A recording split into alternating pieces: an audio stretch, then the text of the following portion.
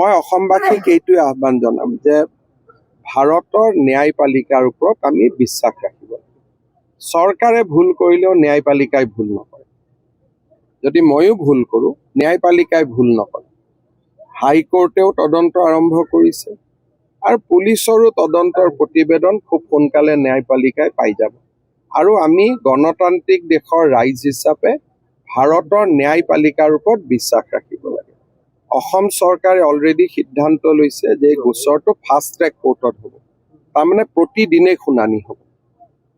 Fast track কোৰ্টৰ উদ্দেশ্য কি যে আজি এটা দিন দিলে একমাহ পিছত দিন আহিলে এইটো নহয়, প্ৰতিদিনেই শুনানি হ'ব। গতিকে ন্যায় আমি সোনকালে পাই যাম। সেইকাৰণে মোৰ এটাই অনুৰোধ যে মুখ্য ন্যায়াধীশ ডাঙৰীয়াই ফাষ্ট ট্ৰেক কোৰ্ট এখন গঠন কৰক। আমি অনুৰোধ জনাম। ইতিমধ্যে কেবিনেটত সিদ্ধান্ত হৈছে। আমি নিৰ্দিষ্ট সময়সীমাৰ ভিতৰত চাৰ্জশ্বিট দিম। ন্যায়পালিকাই তদন্ত প্ৰতিবেদন আৰু বাকী সাক্ষীৰ ওপৰত এটা প্ৰক্ৰিয়াৰে ডেফিনেটলি আমাক সকলোকে ন্যায় দিব। মই অসমবাসীক এইটোৱে আহ্বান জনাম যে ভাৰতৰ ন্যায়পালিকাৰ ওপৰত আমি বিশ্বাস ৰাখিব লাগিব।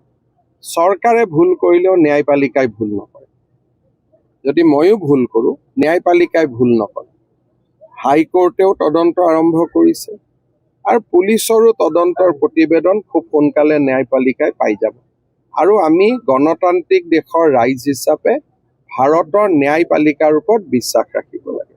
অসম চৰকাৰে অলৰেডি সিদ্ধান্ত লৈছে যে এই গোচৰটো ফাষ্ট ট্ৰেক কোৰ্টত হ'ব।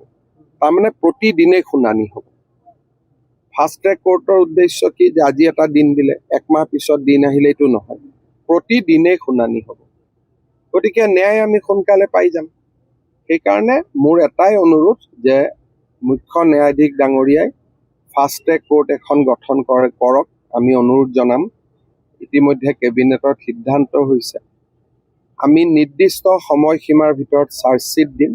ন্যায়পালিকাই তদন্ত প্ৰতিবেদন আৰু বাকী সাক্ষীৰ ওপৰত এটা প্ৰক্ৰিয়াৰে ডেফিনেটলি আমাক সকলোকে ন্যায় দিব।